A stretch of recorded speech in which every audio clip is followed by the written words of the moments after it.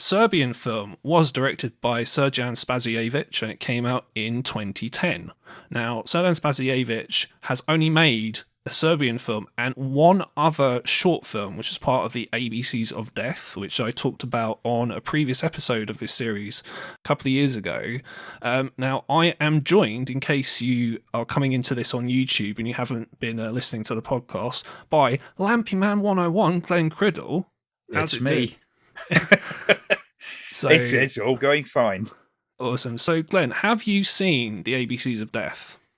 No, I haven't, although I had actually, just because of doing this, looked up the director's name again and just to see what other stuff he was doing.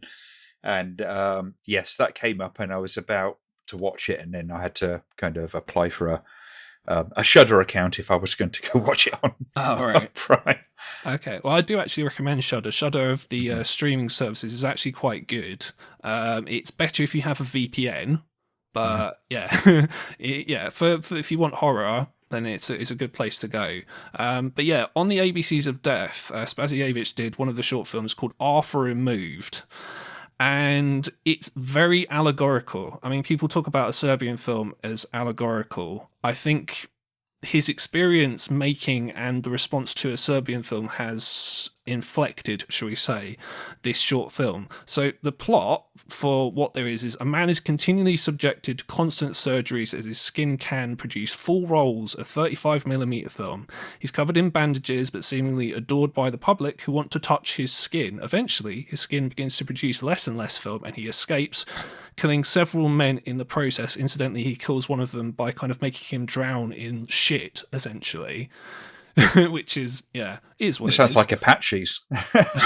Yeah. He makes it to a train yard and crushes himself underneath one of the cars. Shortly or afterwards, it begins to rain blood. There's no dialogue, incidentally. So what it means is entirely kind of like, well, up to the viewer, shall we say. Does that sound like something that you'd be interested in? Definitely, I'll be checking it out because I think it's just worth to see. Apart from anything else, the stylistic elements, if they carry over from a Serbian film into that, is one of the things I'd be interested in. Because I mean, a Serbian film for me, the production quality and all that kind of stuff is outstanding. It is an incredibly well shot film, so I'd be interested to see if that translates into a short film.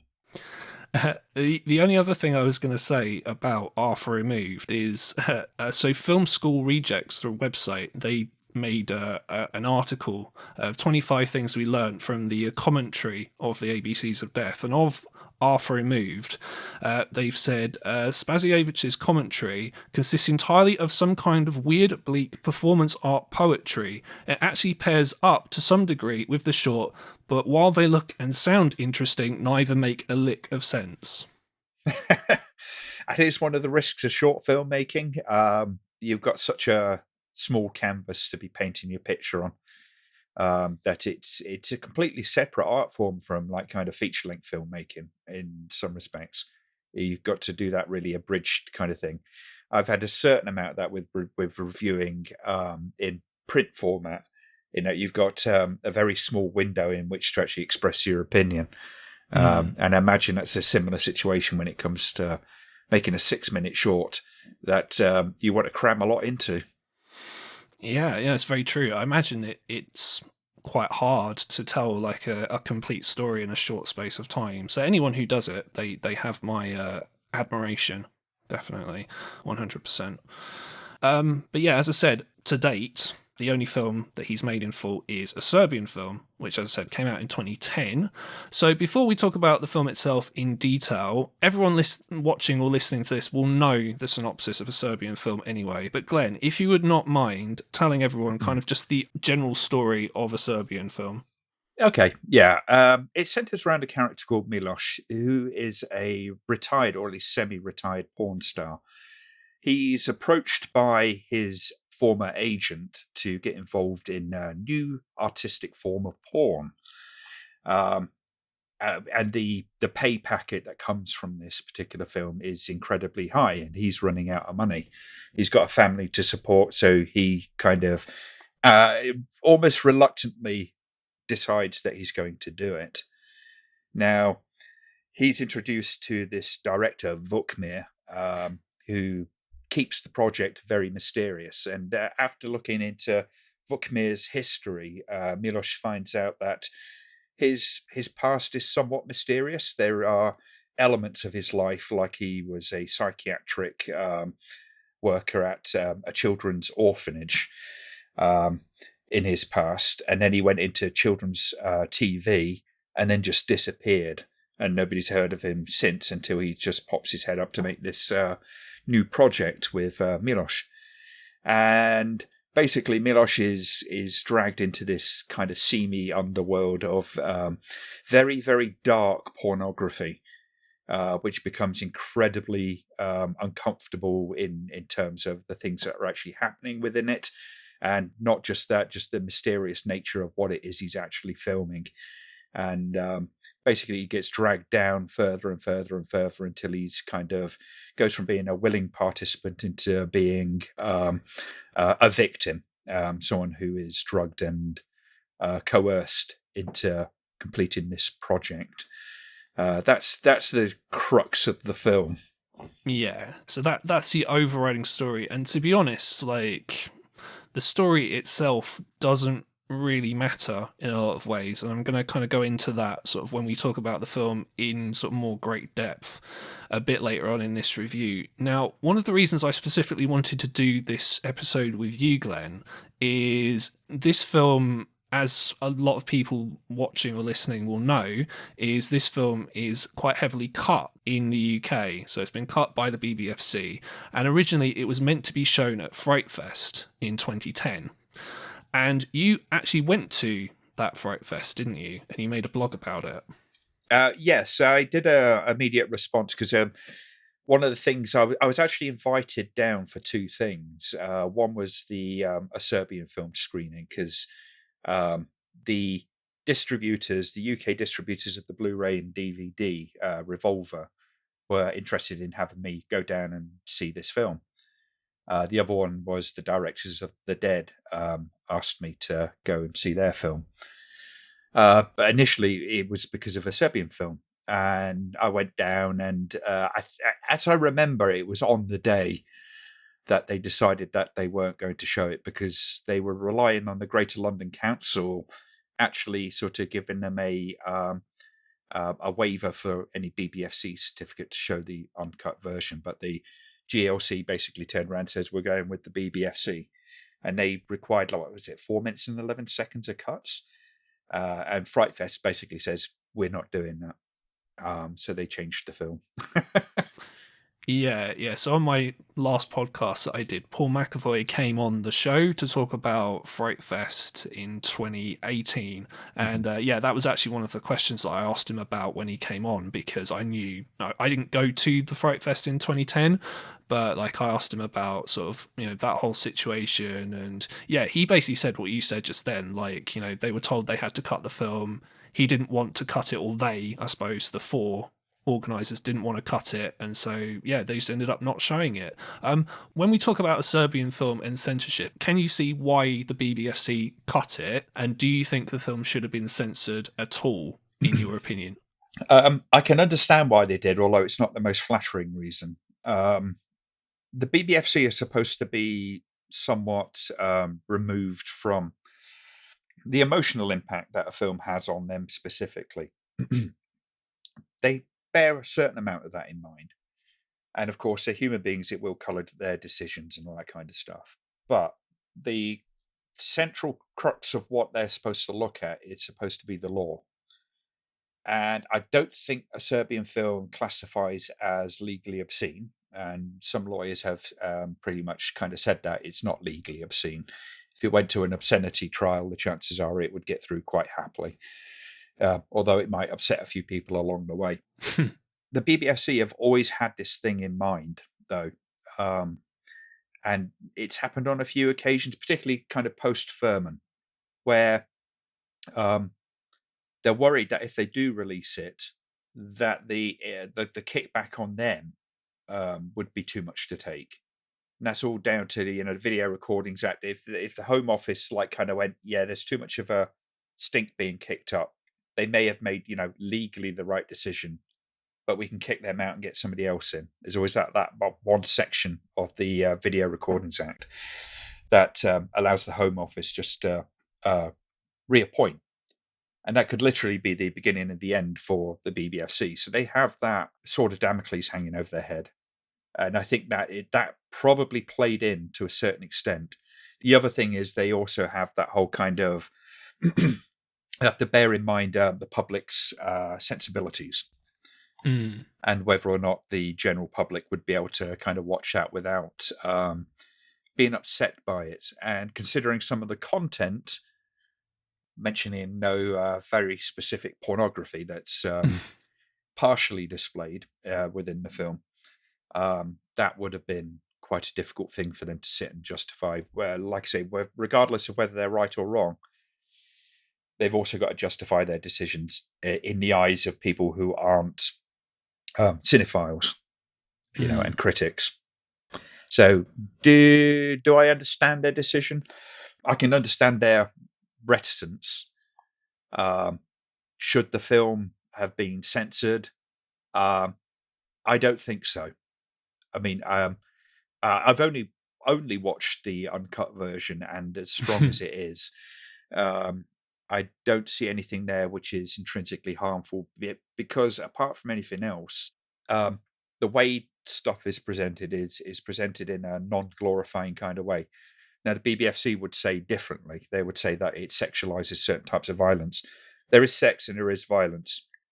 If you're of a, normal frame of mind, there's nothing in that film that I think will make you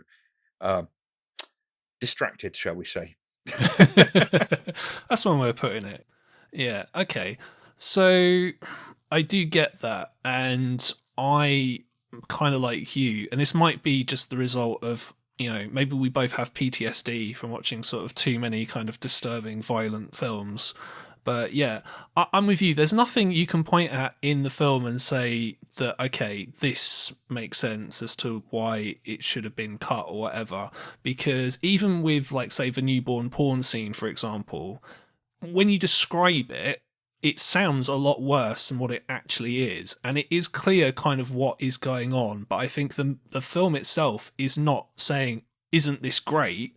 The main, Milosh, he is disgusted by it, and because he's the protagonist and he's our kind of point of view of what's happening in film as an audience, I would say that, yeah, it's like, yes, there is something bad happening, but the film's not justifying it to me. Does that make sense? It's quite the opposite of justification as well. Yeah.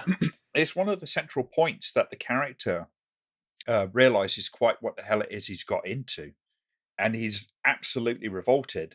He wants nothing to do with it. He didn't really want anything to do with it before then. And the fact that this guy has shown his hand of cards at that point, to that extent, he immediately walks out. It's like, there's no kind of like, oh, look at this is great. It shows that character of Vukmir for what he is, a particularly nasty piece of work. It's not glorifying anything. No. And it, technically, yeah, I mean, you can't say justify no cuts by saying technically it doesn't show anything. I mean, it is a powerful scene. There's no two ways about it. It's quite disgusting. But it's not done in a way that's kind of like, oh, hey lads, kind of like nudge. It doesn't work like that. In fact, I don't think any part of the film does that. Even the regular, well, I mean, obviously it's not kind of explicit, but the porn scenes with Milosh in his earlier days and that kind of stuff, even that has a sheen of grime to it. It's not particularly provocative. Yeah, although those scenes, if we're taking this universe that the film is presenting to us literally, these are the tamest porn scenes ever. You don't even get any insert shots or anything. Like Jess Franco, if he made this film, he'd be all up in there, like, Oh, there'd be close-ups. There'd be like nice exactly. loving kind of zooms. I mean, there is a difference between the kind of sex that's shown in something like a Jess Franco film, which tends to be, for the most part, pretty tender. For the most part, even when it's inappropriate to be doing that. because he's very liberated sexually. He kind of like Yeah. he loves the act, he loves the women, he loves all that kind of stuff, and he's very attentive when it comes to that kind of stuff, to the point of inappropriateness at certain points. What a Serbian film does is it's ugly, and it makes no bones about it being ugly. It's intentionally ugly. It's cold. It's harsh. It's very often animalistic. There's that scene where Milos is in bed with his wife. She sort of turns to him and says, like, why don't you take me like those other girls? And he does, and it's astonishingly uncomfortable, very, very close to being rape. And then the scene sort of shifts, and he goes back to being kind of like how he would be with his wife, at which point she's happy. So it's not like the film ever kind of presents that sort of stuff as being attractive. It's dangerous, it's nasty, it's rough and violent. In that respect, I don't know how the BBFC got any right to sort of say it sexualizes the violence, because there is sex, there is violence, but it's not alluring. Yeah, it's not alluring in any kind of way. At least not to me. I mean, you can always say that, there'll be, like Mary Whitehead said, there's always going to be some nutter having a watch of good violence, as he might call it. And yes, of course, you're going to get those elements. But when it comes down to it, those people are a tiny, tiny minority. And they're the sort of people that will sexualize anything. If that stuff didn't exist, they would find something to latch onto. So you're kind of fighting a losing battle, and there's always that apocryphal example I give of the kid who killed himself because he couldn't be Simba from The Lion King. Oh wow! Really? And yeah, I had heard that, and I had seen it written down somewhere. I've not been able to find it anywhere since, but which is why I always say it's apocryphal. It's kind of like I can't evidence that, but there are people who will fixate on fantasy, whether it's kind of like like a furry community, fixate on the strangest stuff, in my opinion. But you're doing it over there, you're doing it out of my way, I got no problem with that. As long as you're not doing anything illegal, you're fine. You dress up as Sonic the Hedgehog. Nothing wrong with dressing up as Sonic the Hedgehog. Oh dear. On a more serious subject than that, though, so as you mentioned, you made a video about a Serbian film not too long after it came out. It was called A Serbian Film, An Analysis and a Defense. Has your opinion of the film changed since you kind of last saw it? So it was 2009 that you would have seen it, wouldn't it? Or was it 2010? 2010. Okay. I think I saw it after Freightfest. Has my opinion changed on that? The one thing I would say about that video is it didn't go into a lot of the details that I would kind of go into now. I still think that there is a very worthwhile narrative. I still think it's very allegorical. I think things like the use of sex in the film it is violent sex within the film, and it runs as an allegory for violence. And there are questions to be asked about, kind of like the whole sort of porn scene. What does that represent something, kind of that isn't the porn scene? And I kind of think that as well. There'd be tiny little details, I think, within that video, particularly, that I would probably voice differently at the very least, if not more completely. So yeah. Okay. I found it interesting that you did use the term defense as well, because I do, looking back at the time, because I, just peeling back the curtain a little bit, I first watched the Serbian film just around the time that the whole Freightfest furore was going on, because it was surprisingly easy to find for such a controversial film. And I watched it, and I can't remember what my thoughts were, but it didn't kind of leave me disturbed in the way that something like Martyrs did when I first saw Martyrs at about a similar time. And did you call it a defense because all these kind of people were kind of against it, saying it should be banned? and that kind of stuff. Is that why you use the term of defense, or is it that you thought people were misreading the film, they're only seeing it just for the violent shit, basically? I think people reacted very viscerally to it, and I totally understand that, because it is one of those films that sort of smacks you in the face with an awful lot of very difficult stuff. But I do remember an awful lot of reviews, or at least commentary, on the film that was going around, and I saw very, very, very little, if none, of any kind of this is what the film may have been going for. There was just a lot of focus on the newborn porn scene, for instance, and the fact that children appear in several scenes and things like that, and how disgusting and how depraved that was and all that kind of stuff. And it sort of harks back an awful lot to the kind of reaction to the video nasties at the time in the early 80s. So when I kind of did that thing and I said it's an analysis and a defense, it was just, I mean, like I say, the review itself is not as complete by a long shot as I would like it to have been. In fact, I might even revisit it at some point and do a more complete kind of overlook of the film. But the defense kind of side of it was really, just look at this film once again, please, and just sort of try to appreciate the fact that there is things going on, and it isn't just outright kind of throwing this stuff at you just to shock you. No, exactly. Do you think when Spasojevic in interviews, he says that, when he made a Serbian film, or when he was making it, I suppose I should say, that he didn't think about kind of how audiences would react to some of the material, and he didn't go out of his way to shock people? Do you believe him? I think, it's hard to say because I can't be in his mind. I'm willing to believe that he made what he felt he needed to make, and he might not have thought out all the ramifications of what he was doing. But for him to sort of say, yeah, the newborn porn scene was never going to ruffle a few feathers would be naive, to say the least. Incredibly.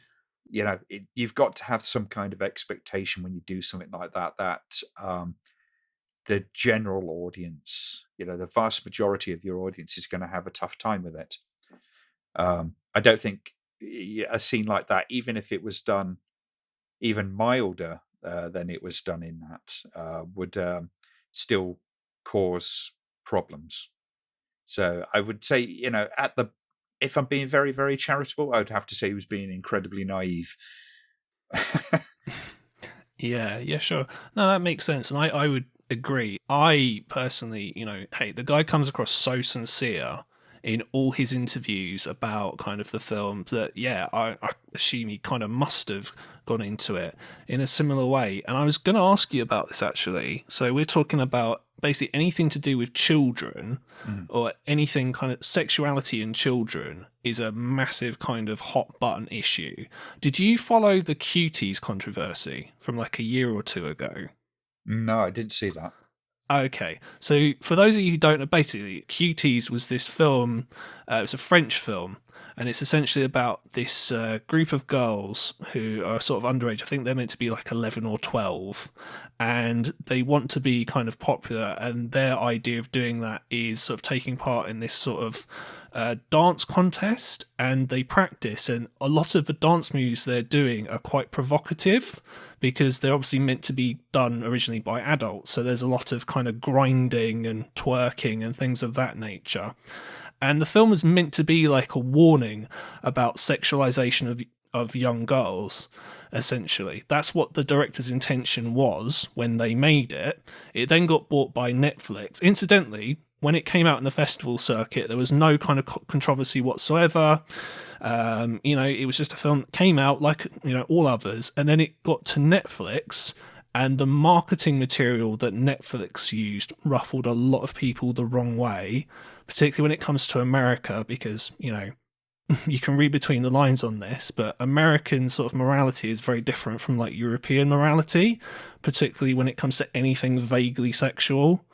And when you've got sort of children as well, see, QAnon, stuff like that, all that kind of stuff, it becomes like, oh my God, we must protect the children at all costs. So even though the director's intentions were good and worthy, it got released to, general public on Netflix to millions upon millions of people. And, some random person who's not a cinephile in like the middle of America somewhere goes, my God, they're sexualizing young girls here or whatever. I don't know. I don't know why I did that accent, by the way. But yeah, you get the idea. So my point is, the reason I bring that up is because there's, a lot of kind of, what's what I'm looking for here, but like paranoia about kind of our children being exploited in this film and the way that children are used, not literally, but it's the way that the images are cut together in a certain way. Do you think that's something that's happened here? I think when it comes to the kind of childhood stuff that happens in a Serbian film, a lot of people focus on very specific parts of it. The counter to that really is kind of the scene where Milos and his wife are talking to the son about his feelings, his kind of clearly sort of burgeoning sexual kind of feelings. And it's done in such a kind of liberal and warm way. It's like, yeah, okay, this is not an unnatural thing for you to feel. They don't encourage him along that line, but they certainly kind of try to go, okay, this is just something you have to, eventually explore. Good, actually, kind of almost a model of how you should talk to kids about those kind of things instead of going, it's dirty, hide it away. Which is, particularly in America, seems to be kind of one of those things. You have the abstinence-only kind of stuff going on. So, but then you contrast that against the scenes where Milos is performing and there's the Alice in Wonderland girl sat across the room. So the kind of depictions of youth and sexuality is very, very different. I mean, it's not really like the son is kind of like, a willing participant in that. It's just life kind of happening. I don't know. I sort of vaguely remember what you were talking about, and kind of like the warning of the sexuality of children, all that kind of stuff. With a Serbian film, it's more a case of sexuality. Sex itself is kind of one of those allegories for violence within this, and it is also one of those alluring things within the film, and it's used as a weapon, basically. One way or another, and the kids are just kind of dragged along for the ride in that, shall we say. It's kind of interesting when you look at like the Alice in Wonderland girl, who's a recurring character throughout the film, as is her mother, and then you've got another bit which is with her mother. So you got like the grandmother, the daughter, and the kid, and they're sort of they're there for a reason, and that reason is really this sort of generational continuation of this kind of violence which is going on and this exploitation. And so it kind of makes it very, very clear that this is not right, it's not normal. None of that stuff is kind of put in there just for titillation. There's damn solid reasons why it's very explicit about what is going on, even when it comes to the newborn porn thing. It's kind of it's there for this whole kind of cradle to the grave thing, which is supported by when you get to see the grandmother, and she goes, just like it was like with me and my father. It's a generational kind of thing going on. And when you certainly kind of like take that analogy of sex and violence actually being kind of, or should I say, sex as a stand-in for violence within the film, within the narrative, a lot of that stuff starts to make a bit more sense in terms of there's this sort of generational perpetuation of this stuff that's going on. And, you'll be old enough to remember when the war happened over there and all that kind of stuff. I do. Slobodan Milosevic and all that. yeah, Karadzic and so on and so forth. That was a long running thing, you know. I mean, that's been going on for generations upon generations. It's really, that was the culmination of all these stresses and strains within society, and that's the thing. I think one of the real kind of like manipulative bits of this film, if you like, if you want to be uncharitable, is the fact that he did use sex as violence. It's one of those things that's very provocative, very much grabs your attention. Yeah. And, especially when you start transferring those kind of qualities onto youth, it becomes deeply uncomfortable. And it is always funny with America. You know, you kind of look at the how America deals with anything like that. It's very hypocritical a lot of the time. Agreed.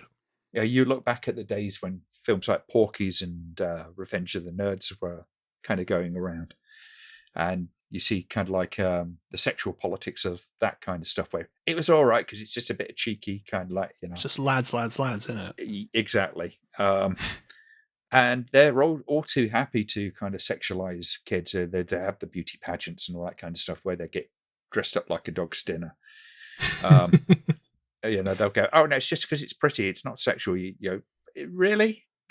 You're trying to make a 6-year-old look like they're kind of like, you know, older. Yeah. Same thing was brought up when the Cuties controversy was going on about the whole beauty pageants thing. Yeah, I would say I'm not good with allegories. Okay, I've got like literally hundreds of DVDs. I've watched loads of films. I am shit when it comes to stuff like allegories and kind of being able to read films and stuff like that. But even I could kind of tell you what the allegory of this film kind of is, because it's pretty obvious. So you've got Vukmir, he's like a stand-in for kind of like authority figures in Serbia, and you've got Marko, Miloš's brother. You know, he's in the police, he's corrupt. You know, pretty obvious what's going on there. And even like a lot of the things that happen in a lot of ways, it's like, okay, you know, newborn porn. So you're fucked from the point that you're born. You're fucked when you're born. You're fucked when you die as well, because hence what happens at the end of the film as well. And like you mentioned, Glenn, with like the whole like the grandmother, and it's like perpetuating the same kind of abuses over and over and over again as the generations go. So all that, I think, is fairly obvious. And I would say that, you know what, from a technical perspective, the film is really well made. I mean, I was happy to see, you know, put the film on. I hadn't seen it in God knows how many years, saw it, and it's like, my God, there's actual colours in the film. So Glenn, you probably won't know this. The last film that I watched before I did this review was Grotesque. Which I know you've reviewed, and I hated Grotesque with a passion because it's really ugly looking and it's like everything just looks brown or dark.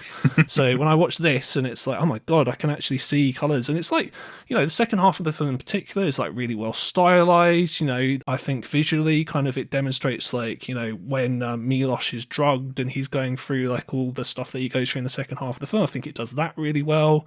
You know, it's got quite a good dream sequence in there. And yeah, so visually, the way it's directed, great. No problems with that. It's actually, you know, very good. Top tier, I think. Would you agree?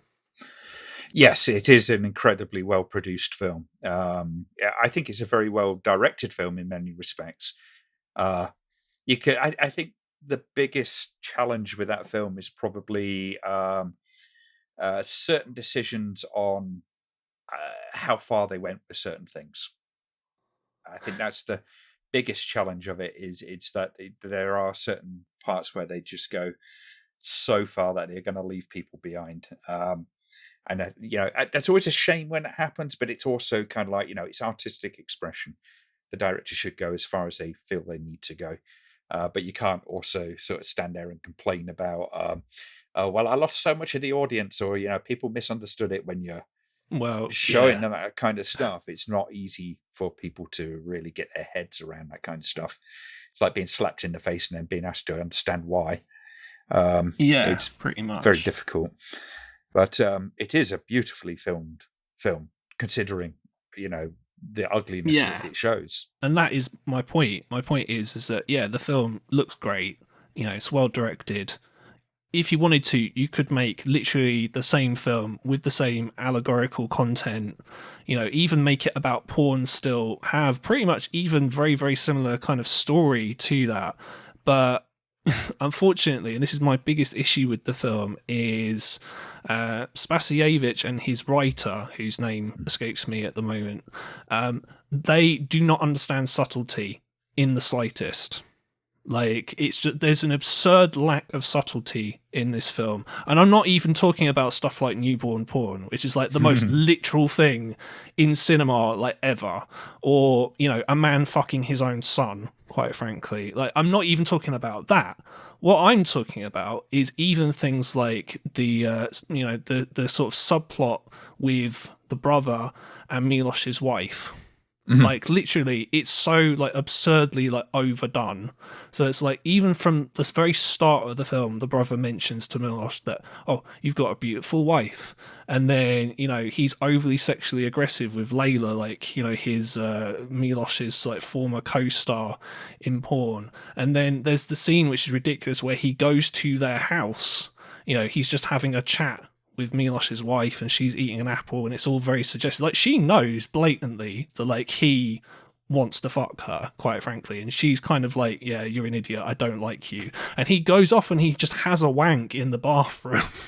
And even like later on, when he's like watching like this home video of like Milos's son's birthday party, and he's getting a blowjob from, I think it's meant to be an escort or a prostitute or something, and it's like so ridiculously like unsubtle. It's just I think it's a bit of a mix of two things, really. Yes, there is the very blatant stuff that is going on, but it kind of poses questions. Not least because, for one thing, he's impotent, right? That's one thing that's kind of like brought up on a couple of occasions. He only kind of, but he sort of covets the family. He covets his brother's family. And he's a police officer. He clearly can get beautiful girls, but he can't get it up for them. And the only time that he can actually get any gratification is from that little slice of normality that he can't have. So there are more subtle things going on within that, but it's this wall of just kind of like really overt violence and sex and kind of like grotesqueness, which sort of slams you in the face, which you can kind of miss some of the smaller things that are going on. It's like with Vukmir, his name. I did a little bit of research, and I don't know how accurate it is, but his name translates to Vuk is wolf and peace. Mia is peace. So it's wolf, peace. So you've got these two kind of like violence and peace. And his name is Vukmir as well. Yeah, apparently as well. So which is hilarious. There are things like that going on. I'm not going to say they're super subtle, but there are things which are going on a little bit under the surface. But yeah, you are faced with this sort of tsunami of nastiness right in front of it, and then having to focus through that to kind of like the smaller waves behind that. You start like, it's this huge wave of this stuff which is crushing you, and you got to focus on this other stuff which is going on in the background as well. But no, it's not the most subtle of films by any means, but I think there are subtleties to it. It's just they're kind of smothered somewhat, and I think it's that whole thing of the directorial voice kind of shouting. You kind of get lost in the violence of that shouting and not hearing the words. Yeah, pretty much. I'm going to refer to so I for the benefit of Glenn and the audience, I have a section of my show called Reviews from the Outer Rim, and this kind of ties into kind of what I'm talking about with Glenn now. This is from a letterbox user called Eli Hayes, who has unfortunately, since writing this review, passed away. But it does kind of sum up my thoughts of the film quite well in regards to sort of allegory and kind of lack of subtlety and things like that. and it goes as follows. So it says, this film really only has one problem, but unfortunately for Srdjan Spasojevic, it's a huge problem. Underneath all of the violence and depravity and insanity, there is a film with an important message to send, not only about the porn industry, but the entertainment industry in general, how far some individuals are willing to go for cash in this money-driven world that we have created, and general inhuman wickedness or perversion. Nonetheless, that's not what this film is going to be remembered for, and that's its biggest flaw. It dives so deeply into its own transgressive, grotesque underworld that most people aren't going to be able to view this film for its message, only for its violence. And that's not good. That's a sign of approaching an issue in the wrong manner. I salute Mr. Spasojevic for attempting to tackle such a controversial subject matter, but I wish he could have gone about it in a little bit different of a way. I look forward to seeing what this director will do in the future, but next time, I just hope he takes it down a notch. This is not a bad film by any means, but aside from the cinematography and the score, especially, not sure about that bit personally, but whatever. It's not a great one either. There's indeed a method to Spasievic's madness, but in my opinion, the method needs revision. Glenn, your thoughts? I disagree slightly with the reading of what the film's about, although you can absolutely read that into it. However, I think it's pretty much said what I said in terms of it's a film that the message gets lost in the volume that it's being told at. And that's always a problem. It again, Salo is the go-to example. It's a film that is extraordinarily angry to the point of kind of losing some coherence in the anger. The anger is justified, don't get me wrong, but it needs to be a bit more kind of clearly stated. And I think that is always going to be the problem with a Serbian film going forward, is that people don't hear the message for the megaphone.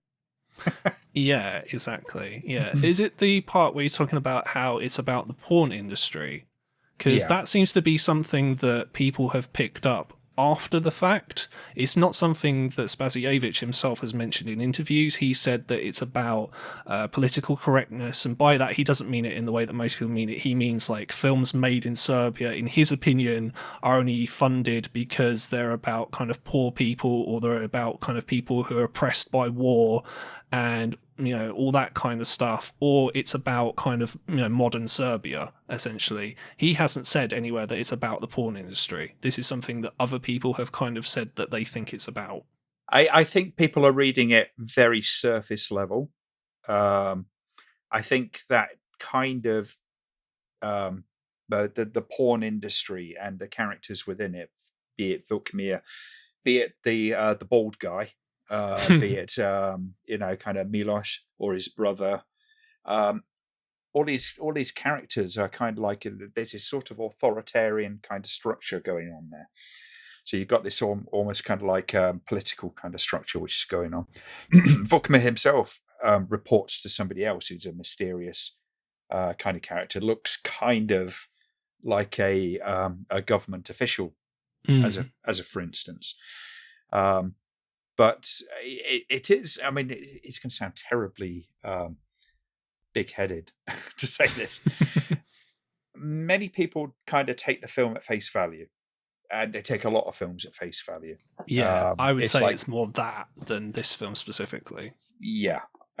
So when it comes to a film like this, and because it's the porn industry particularly, people have, I mean, it's very eye-catching, this thing that's going on. It's very kind of like grabs your attention, the fact that it's the porn industry and the kind of like sort of things that go on with it and the kind of players that play within it. And it's very easy to get kind of dominated by that thought that because that's the setting, that's what it's about. And I think there's a bit more going on than that. I think there's a lot more going on than that. I think he sort of said that he had mentioned, the director had mentioned that it's, there's a commentary on media, which, yes, you can, there's certainly something of that, but I kind of interpret that from myself, my own kind of like looking at the film. There's a sort of like kind of indoctrination going on, and certainly is with the character, kind of like Milos goes from being an honest guy. He does a kind of extraordinary job, to say the least. Yeah. But he's kind of dragged into this world sort of bit by bit, this darker kind of version of the job that he had. It's kind of goes from being kind of like regular porn to this sort of snuff via several steps. And he's kind of indoctrinated but step by step till it gets to a point where he's almost kind of like woken up and starts to realize quite what he's involved in. And if you sort of transpose kind of like violence to sex, and bearing in mind the history of the country with 10 years before that was at war and facing kind of trials at The Hague and all that kind of stuff. Yeah. Then you start to kind of like it always sounds like a little bit of a leap to people, but it's like kind of like this is the mindset where the filmmaker would be coming from to some extent. This is a big part of his life. So yeah, I don't think it's too big a leap to sort of say that there is that transposition of violence to sex, and kind of like and that Vukmir and the rest of them are kind of like this sort of authoritarian authority kind of structure.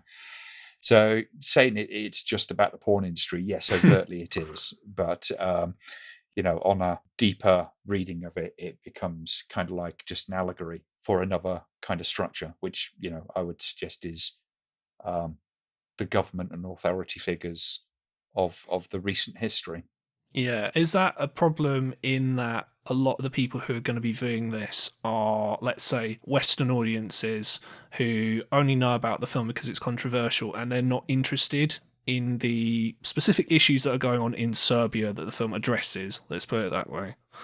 It's going to go completely over their heads, basically. But I would give you another example, which is Men Behind the Sun. It's a film that very easily, when you look at it, it can just seem as being kind of an extreme gore film. And it is. It's very graphic. Even by today's standard, it's quite upsetting. Nanjing Massacre, Black Sun, another example. Both of those films are very, very, very accurate in terms of history. They're a lot less allegorical, but if you're not aware of things like the Nanjing Massacre or Unit 731, those films come across as being very, very different films with very different purpose. And to some degree, I think a Serbian film has that, because people aren't particularly aware or haven't experienced the kind of recent history that Serbia had.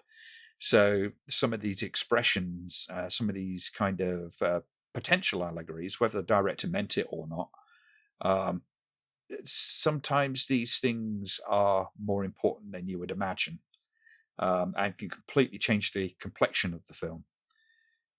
Particularly like say, Men Behind the Sun is I did a pretty in-depth video on that, just exploring the history. Yeah, I remember.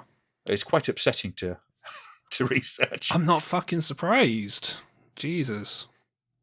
Yeah. Although that does actually kind of tie into something that I've always said, in that you've talking about, Men Behind the Sun, you don't think it has any allegorical content to it. I think there's a tendency, particularly in film analysis, to kind of go, well, this film is an allegory for XYZ, therefore it's good.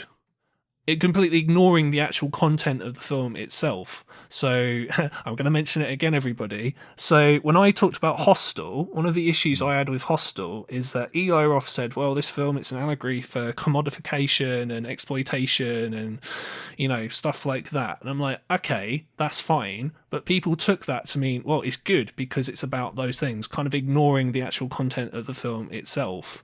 Mm-hmm. And with a Serbian film, although, as I've already mentioned, I think the film is very well made and it has an allegory, and the allegory is a little bit more meaningful than the one what Eli Roth mentioned for Hostel. But at the same time, it's like, okay, you get to a point where you got a man basically being fucked to death through his eye socket. It's at That what is point one of the more then? ludicrous moments. To give it to Yeah, be fair, yeah. the allegory is kind of lost at that point, quite frankly. I think that particular moment, and certainly, as it gets towards the end, it does get even more outrageous. That is clearly the silliest moment of the thing. But I think where the film goes in general, that moment aside, although you can make an argument for that moment, even it just feels very, very ridiculous. I think it is kind of ridiculous, but I think the things that that's touching on are far more interesting and nuanced than something like Hostel is. I think Hostel is a very broad film at best. Yeah, It's not terribly pointed. It's kind of getting an idea from something that has happened in the past. And that's about as far as it goes. It's not really about commodification in anything other than the most broader sense. It's like kind of, yeah, they're paying to kill these people. mm. And what context is that in? That's the kind of thing that a Serbian film has, kind of like a historical and social context.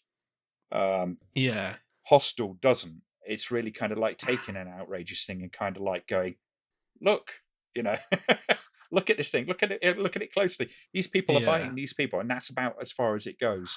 It doesn't really go into any kind of like local history or kind of like historical no. context or even character context, because I mean Eli Roth is just terrible at characters. Yeah. Although I would say, and I can't believe I'm standing up for Eli Roth here, the fact they're American and they're going to a foreign country and they're kind of trying to impose their will and all this kind. Anyway, so I don't know. There is slightly more to it than that, but yeah, I do mostly agree with what you're saying.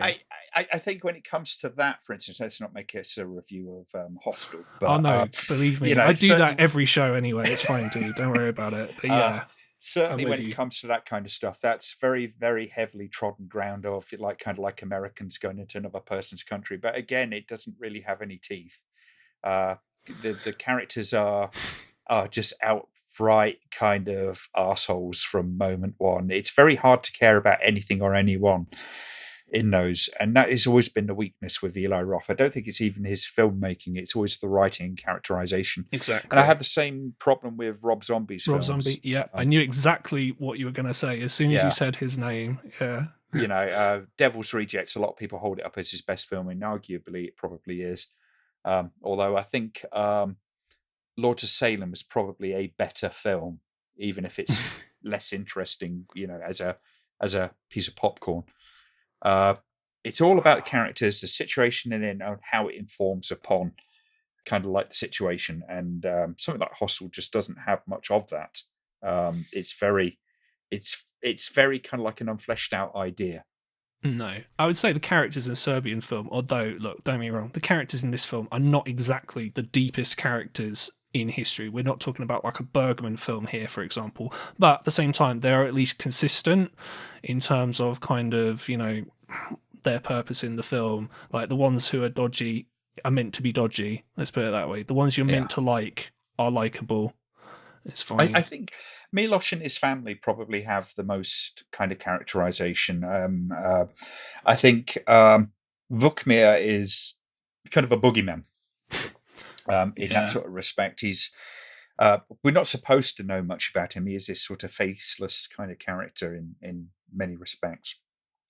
Milos does have, a character arc, which is an important thing. It's like I don't think the lead character in Hostel has anything like that. Really, it's a very, very, very small, very shallow arc, if that. But Milos does go through this kind of character change. He has a history as well. He does have a history, and what you don't know is kind of implied. And he does get enough opportunities to kind of like display the kind of person he is, and when he's kind of like under the influence and stuff like that, it's not the normal him.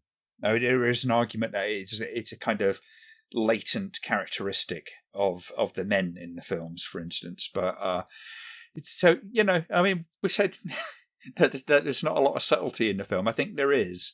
Well, I said there wasn't a lot of subtlety in the film. It's just kind of buried a little bit. But yeah. Yeah, no, I'm with you. I'm with you on that. I'm conscious of wanting to be respectful of your time, so I'll try and round up kind of the show. So to wrap up, basically, so my thoughts on the film is that, like I mentioned earlier, the film is very well made. Visually, it looks great. Score. I think the score in and of itself is fine. I just don't think it's used very well in the film. It's quite intrusive in a lot of ways. I would say the characters are generally okay. They're not that deep, but it's fine. They're kind of more kind of used to further the story that the director wants to tell, rather than being sort of independent characters in their own right. And yeah, I mean, I think the film seems to be acted okay. Like, it's got some sort of quite well-known Serbian actors in it, which is quite interesting.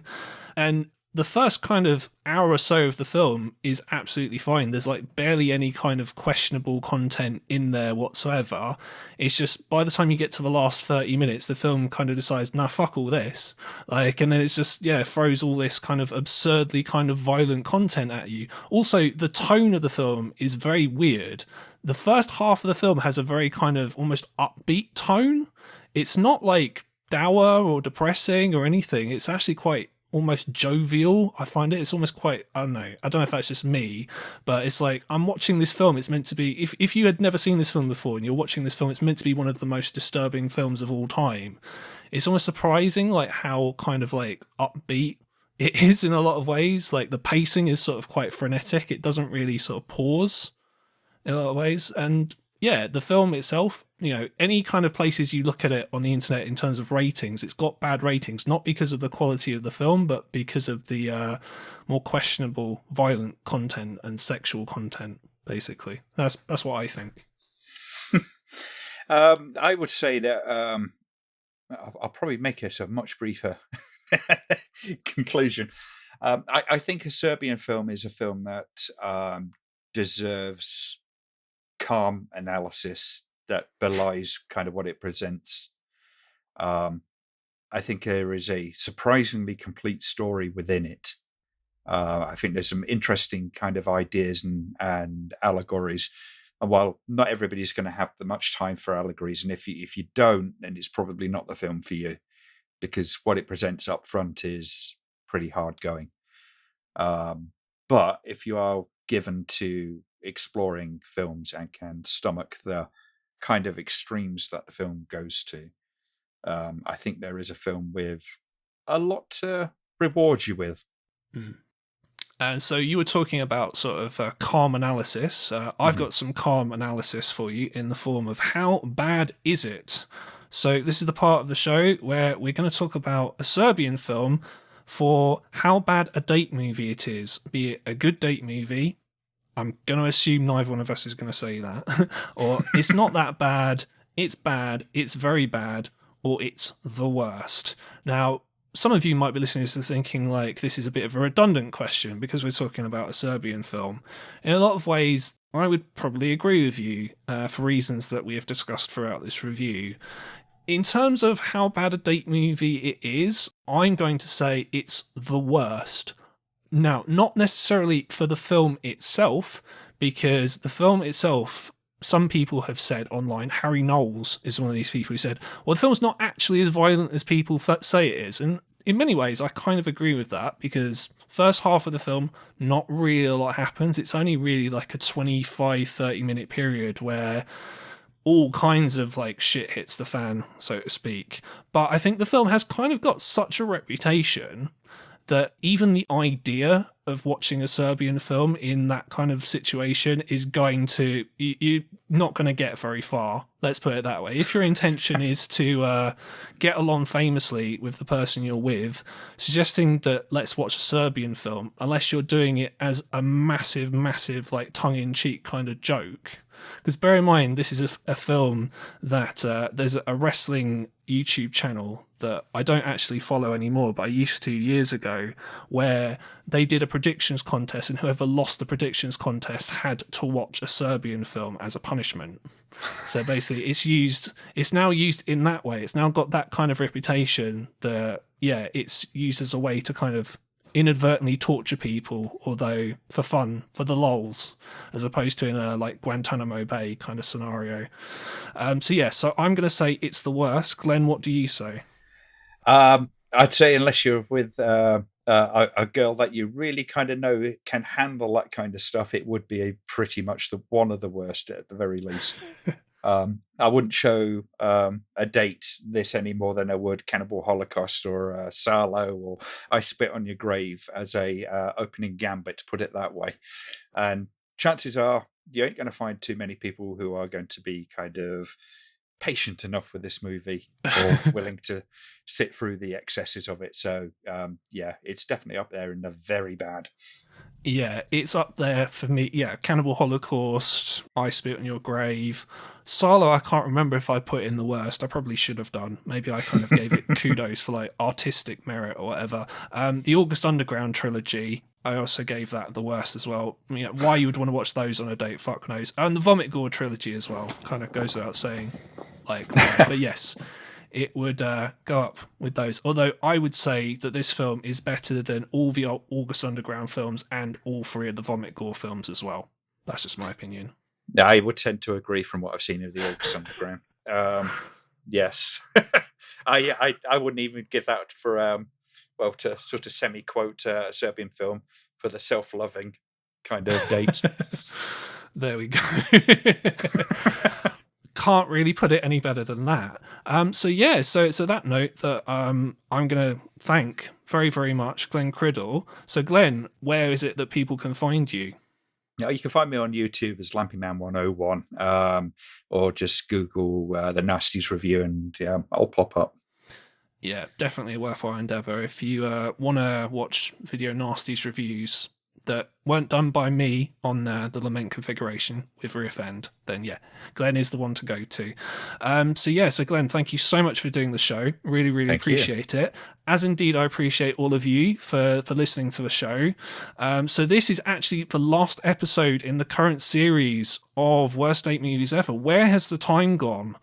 Jesus Christ, it's lockdown and all this kind of stuff. It's made time appear to go very, very short. But anyway, that's enough rambling from me. So the next series of Worst Date Movies Ever will not be too far in the future.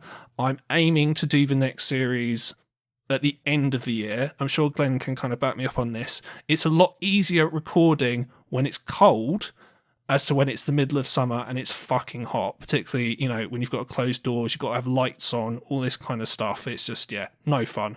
So I'll be back towards the end of the year. And on that note, I wish you a very good day, wherever you are right now. And we'll see you for the next series of the Worst Date Movies Ever. Thank you for listening. If you want to follow me on social media, you can at Worst Date Movies Ever. And don't forget to click subscribe wherever you're listening to this right now to never miss another episode of Worst Date Movies Ever.